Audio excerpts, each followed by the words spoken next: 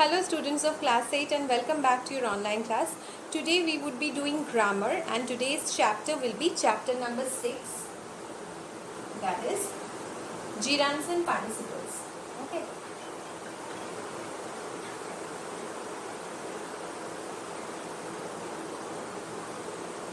So there are also two types of non-finite verbs. Gerunds work as nouns in the sentence. They are formed by adding ing to the root verb. They are formed by adding ing to the root verb and they function as nouns in a sentence. Okay, like fishing is his hobby, jogging is a good exercise, like that. The words which we get by adding ing to the verb and they work as a noun in the sentence, then we say those words are gerunds. Okay, they don't function as verbs but as noun. Participles are formed by adding, it can be present participle, it can be past participle, it can be perfect. So all three of them have three different types, three different way of forming them. The present participle are formed by adding ing to the verb. Past participle is the past participle, that means the third form of the verb. Okay, and the perfect participle is another format which we will be learning, that is having plus verb 3 sometimes it is used. Okay, so past participle and present participle both we would be doing in the next class. Today's class will be on gerunds, that is verbal nouns. Okay, so what is the function of gerund in a sentence? The function is to work as a noun. So like the examples which are given in your book, jogging is a good exercise, then fishing is his hobby, like that. The words are actually formed from verbs. That's why they are called non-finite verbs. But the verbs, these words function as something else. They function as nouns in the sentence. When they are functioning as noun in the sentence, we say that they are gerunds. And when they are functioning as verb in the sentence, we say they are participles. So apart from infinitives, these two types of non-finites we would be learning. Okay. So today let us just emphasize on gerunds.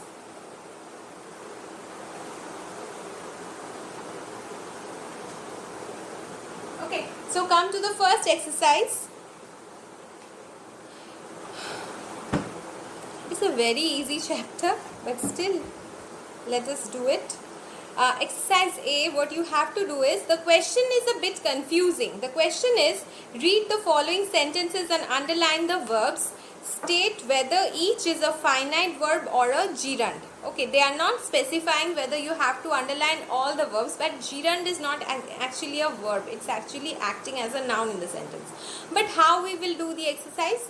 We will simply be marking the gerund in the sentence.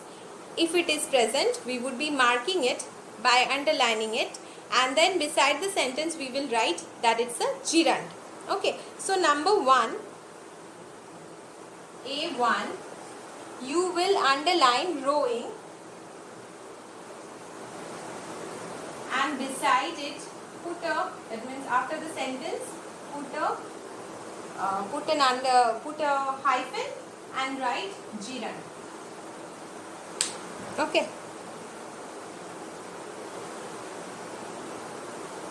Number 2, he is rowing a boat. So simply underline is rowing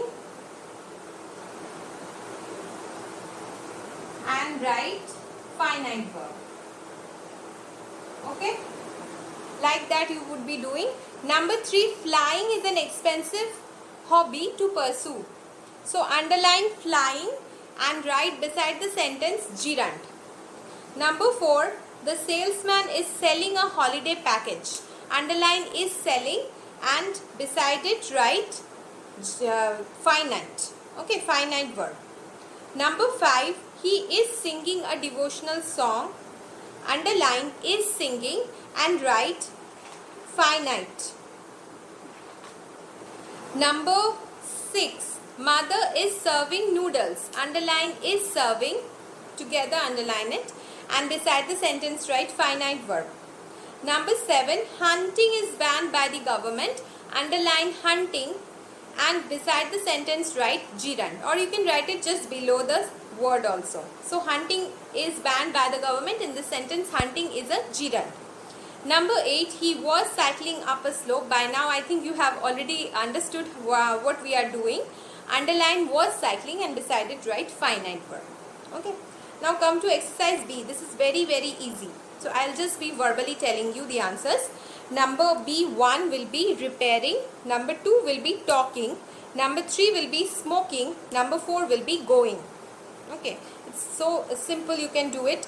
Number C exercise is a bit confusing. It's not really confusing, it is also very easy, but since you have to write the words from the box, some of the words can come in two places. Okay, that means you can write it in a different way than what I have done. So don't be confused. As long as the sentence makes meaning, you can write whatever you want.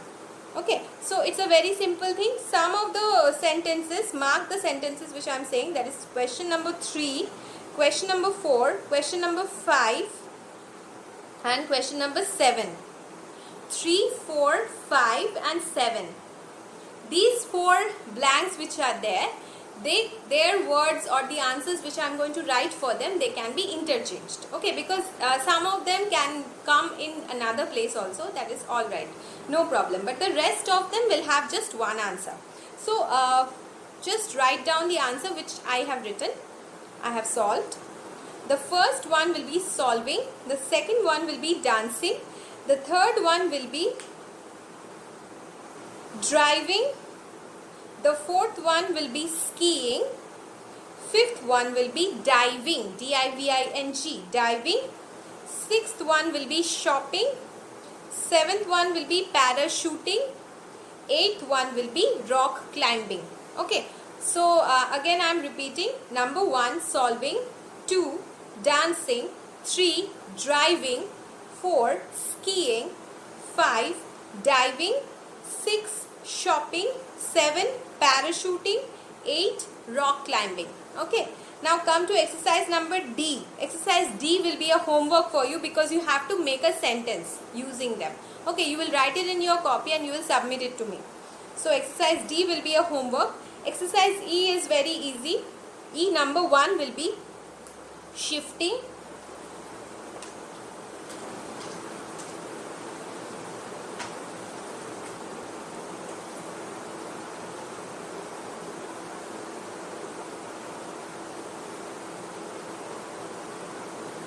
Number 2 will be speaking.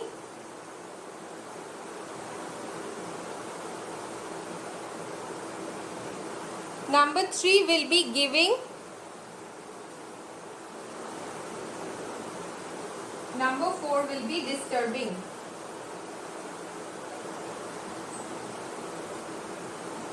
Done? Okay. Number F is also very easy. I'll be repeating the answers verbally. With that, we will come to an end of the Gerund section of the chapter. As you can see, it's a very simple chapter. It's a very simple exercise. Exercise number F, number 1 will be living.